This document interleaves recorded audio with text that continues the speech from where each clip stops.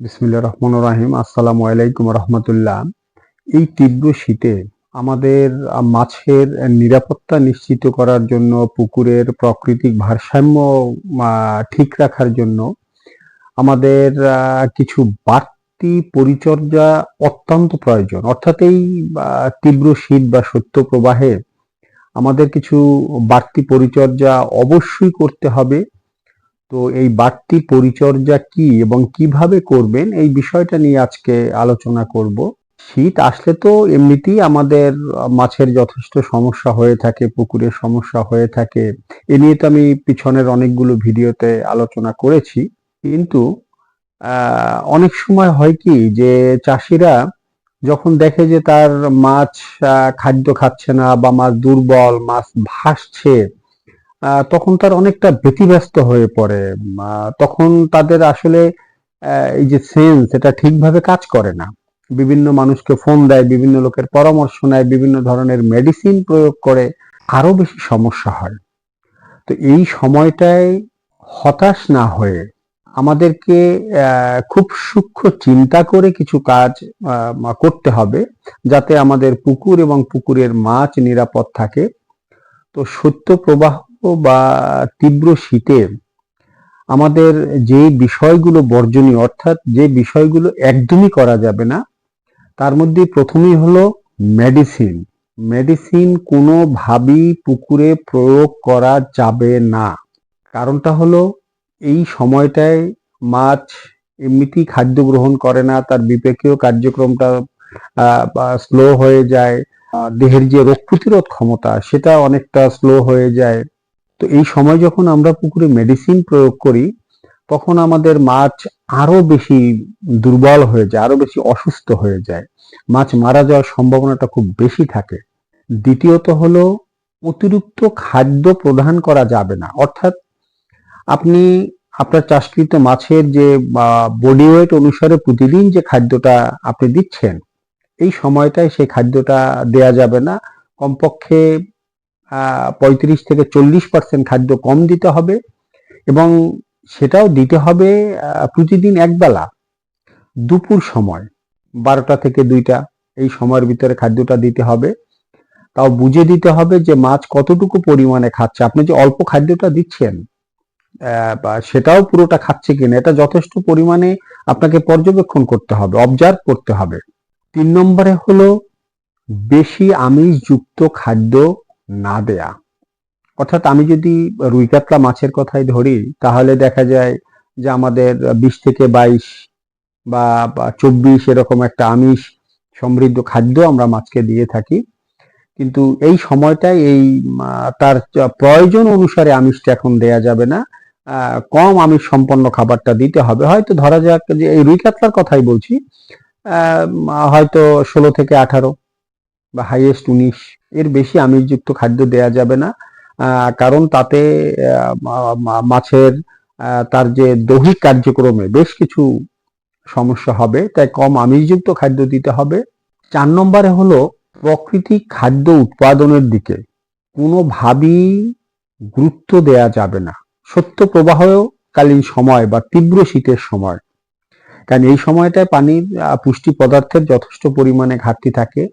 আমরা চাইলেও অনেক সময় পুকুরে বা এই যে প্রাকৃতিক খাদ্য বা এই যে ফাইটোপ্ল্যাঙ্কটন, সেটা কিন্তু উৎপাদন করতে পারে না। পানির সবুজ রংটা আমরা ধরে রাখতে পারি না। কিন্তু আপনারা কোনোভাবেই এই তীব্র শীতে প্রাকৃতিক খাদ্যের দিকে গুরুত্ব দিবেন না। কারণ তাতে আমাদের পুকুরেরও সমস্যা হবে এবং মাছেরও সমস্যা হবে। আমাদের গুরুত্ব দিতে হবে পানির গুণগত মান ঠিক রাখা, অর্থাৎ পানির পিএইচ এবং অক্সিজেন, এই দুইটা বিষয় হলো সবচেয়ে বেশি গুরুত্বপূর্ণ। এবং এয়ারেশন দেওয়া, পানির গুণগত মান এই জন্য ঠিক রাখতে হবে, তাপমাত্রা যখন এই 15 ডিগ্রির নিচে নেমে যায়, তখনই তো সব ধরনের মাছ তার খাদ্য গ্রহণ বন্ধ করে দেয়।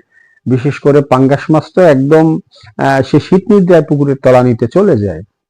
তো মাছ যখন খাদ্য গ্রহণ বন্ধ করে দিল, তার দেহে যে রোগ প্রতিরোধ ক্ষমতা যখন নষ্ট হয়ে গেল, আমার পুকুরে যখন খারাপ ব্যাকটেরিয়ার পরিমাণটা বেড়ে গেল, তো এই সময়টায় আমার খাদ্য এবং প্রাকৃতিক খাদ্য এই বিষয়গুলোর উপর গুরুত্ব না দিয়ে সবচেয়ে বেশি গুরুত্ব দিতে হবে আমার পানির গুণগত মান ঠিক রাখা, যাতে আমার পুকুরে পিএইচ ঠিক থাকে, আমার অক্সিজেন ঠিক থাকে।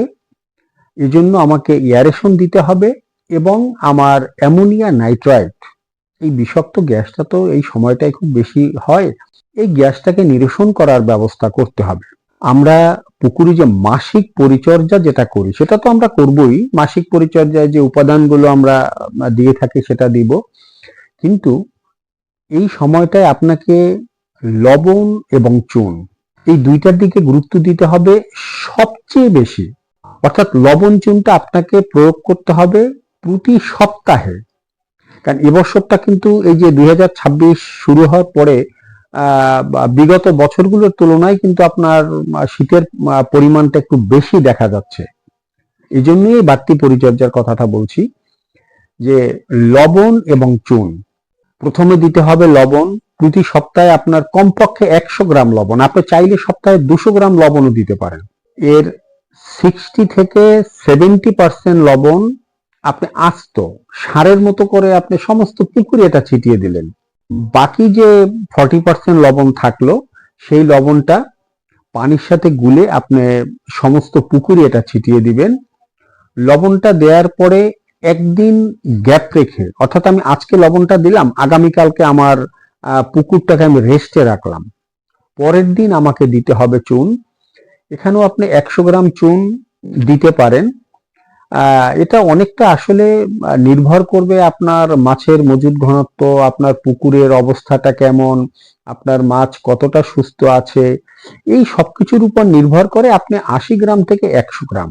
এবং এই চুনটা অবশ্যই পাথুরে চুন, যে চুনটা বস্তায় বাজারে পাওয়া যায়, এটা ভিজানোর পরে 1-2 ঘন্টা পরে গরম গরম অবস্থায় এটাকে একটা নেট দিয়ে ছেঁকে যেন কোনো রকম কোনো দানা আমার পুকুরের পানিতে না পড়ে, এবং বাড়তি কিছু পানির সাথে এটা মিশিয়ে তারপরে আমাকে চুনের পানিটা সমস্ত পুকুরে ছিটিয়ে দিতে হবে। এবং এটাও যদি আমরা সেই দুপুর সময়টায় দেই, অর্থাৎ 12টা থেকে 2টা বা 11টা থেকে 2টা এই সময়ের ভিতরে যদি চুন লবণের ডোজটা করি তাহলে আরো ভালো হয়। তবে সাধারণত চুন লবণ দেওয়ার পর কিন্তু পানির রংটা একটু সাদাটে হতে পারে, কারণ যদি কিছু প্রাকৃতিক খাদ্য থাকে দেখা যায় যে এটা নিমজ্জিত হয়ে যাবে বেশ কয়েকটা দিনের জন্য। তো এটা নিয়ে আপনাদের ঘাবড়ানোর কিছু নেই। আপনারা অবশ্যই এখানে প্রতি সপ্তাহে চুন লবণের ডোজটা করবেন, কারণ যেহেতু এবছর শীতের পরিমাণটা একটু বেশি। এবং এটা গেল আমার পুকুরের পানির যে প্রাকৃতিক যে পরিবেশটা, পুকুরের পরিবেশটা ঠিক রাখার জন্য। এখন আমার কাজ হলো আমার মাছকে সুস্থ রাখতে হবে, আমার মাছের দেহে বা গুড ব্যাকটেরিয়ার পরিমাণ বাড়াতে হবে। এজন্য আপনাদেরকে অবশ্যই একটা প্রোবায়োটিক ব্যবহার করতে হবে। তো হাতে তৈরি প্রোবায়োটিক নিয়ে আমার এই চ্যানেলে ভিডিও দেয়া আছে, যে ঘরোয়া উপকরণ দিয়া বা প্রোবায়োটিক তৈরি। যদি এই প্রোবায়োটিকটা আপনারা নিজেরা হাতে তৈরি করে নিতে পারেন সবচেয়ে ভালো, অথবা বাজার থেকে কেনা যে কোনো একটা প্রোবায়োটিক আপনারা অবশ্যই ব্যবহার করবেন, অথবা ইএম সবচেয়ে বেশি কার্যকরী আমাদের এই পুকুরের জন্য এবং আমাদের মাছের জন্য শীতকালীন সময়টায়। এবং ইএম প্রস্তুত করতে খরচাও খুব কম হয়। আমার চ্যানেলে এটা নিয়েও, এটা প্রস্তুত প্রণালী নিয়েও ভিডিওটা দেয়া আছে, একটু কষ্ট করে দেখে নেবেন। এবং আরেকটা কাজ আপনাকে অবশ্যই করতে হবে, চুন হলুদের ডোজ করতে হবে, যাতে কোনো রোগাক্রান্ত না হয়, বা যদি সামান্য কোনো অসুস্থ থেকেও থাকে সেটাও যাতে ভালো হয়ে যায়। এজন্য চুন হলুদের জাদুকরী রোগ প্রতিরোধ ক্ষমতা, এই শিরোনামে একটা ভিডিও দেওয়া আছে।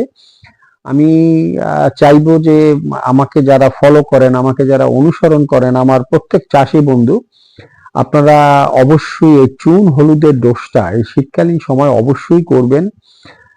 তাতে আল্লাহ চান তো আপনার পুকুরের যে মাছ সেটা শতভাগ নিরাপদ থাকবে। এবং এই সময়টায় আমরা অবশ্যই মনে রাখব যাতে আমাদের পানির গভীরতা কম না হয়। আপনার পানির গভীরতা যদি এই বেশি শীতে 7-8 ফিট হয়, তাতে আপনার ক্ষতির চেয়ে উপকারটা আরো বেশি।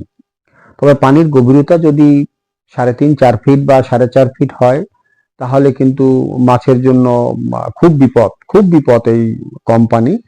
আপনারা চেষ্টা করবেন আপনার পুকুরে যে পানির পরিমাণটা একটু বাড়তি রাখতে, কমপক্ষে 5 ফিট। যদি আপনি 7-8 ফিট পর্যন্ত রাখেন তাতেও কোনো সমস্যা নেই, বরং আরো ভালো। তো আশা করি শীতকালীন এই বাড়তি পরিচর্যার এই ছোট্ট পরামর্শটা আপনাদের অনেক উপকারে আসবে। আপনারা সবাই ভালো থাকবেন, আপনাদের মাছ চাষ ভালো হোক, আপনারা মাছ চাষে সফল হন, অনেক বেশি লাভবান হন। আজ এ পর্যন্তই। আসসালামু আলাইকুম।